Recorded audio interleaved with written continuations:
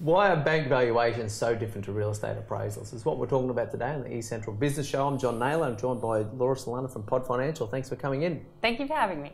Okay, now there seems to be a little bit of disparity. You know, you had to talk to a real estate agent, get an appraisal, and it's like 1.2 million bucks. You know, and then you go to get a bank valuation. 350,000. Yeah. Can you dumb that down for us, Laura? What happens there?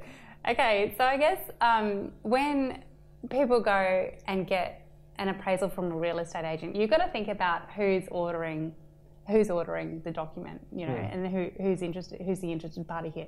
So the real estate agent is likely to be wanting to list your property for sale because that's how they get paid. Yeah. So, you know,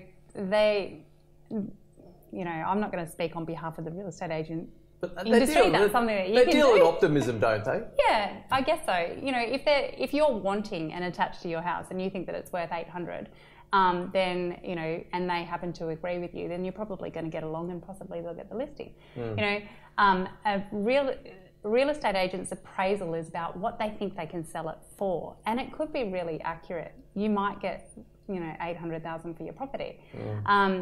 What a bank valuation does is the bank valuation is ordered by the lender for their purposes to work out how much they're prepared to give you as a loan against that security. Sure. So it's a completely different...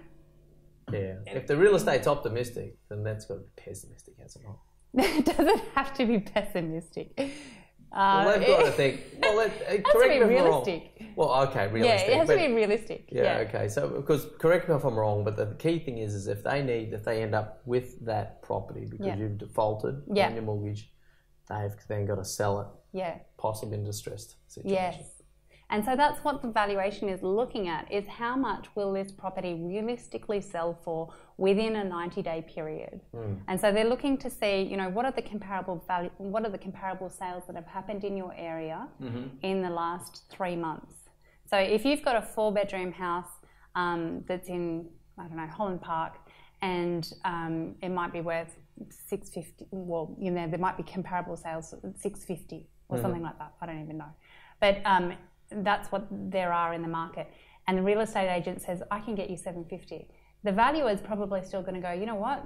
There's comparable sales. There's other 4-bedroom places, 2 bathrooms, similar size, you know, all houses that have sold in the last 3 months for 650. Therefore, I'm going to value it at 650. Okay. You know? Right. So unless there's special features to your property that warrants a higher valuation, then the valuer is going to be a bit conservative. And that's because if the lender needs to sell the property, they want to know that they're going to get their money back. Okay. And I guess there is that psychology of, you know, in defence of real estate agents, there's always a thing where the vendor's always going to attach themselves to the most optimistic result for their property sale, aren't they, as well, you know? I mean, that's scientifically proven in one of these books I read recently, you know? They tried to sell something, and they went out and said, look, what would you be prepared to sell that ticket to something that was irreplaceable? And of course the people didn't want to sell it because they were so attached to it. Yeah. So their prices were just, you know, like twice. Yeah. And then they rang a bunch of people who wanted this ticket and said, what are you prepared to pay? And it was like half that. Yeah. Because there is that attachment we have, and particularly in a real home, we're always going to attach more value in a home psychologically because we've had experiences in that home. We've lived in that home. We value the little nuances of that home, and for all that we've adjusted and made it our own. So a bank valuation is not going to consider that, is it? A home for people who are living in it, the home for the people who are living in it is the custodian of their memory. Right? Beautiful, yes. That's what it is the home is where all of the family memories are. It's, you know, and if you've got happy memories, then you're going to be reluctant to let it go. Yeah. You know, so you would, you know, probably have a higher expectation of what it might sell for in the market. The valuer has none of that attachment. So they are just simply looking at it as a piece of real estate to be able to be provided as security for the bank. So whenever you consider the comparative of a real estate appraisal, you've got to subtract all the emotion, I think so.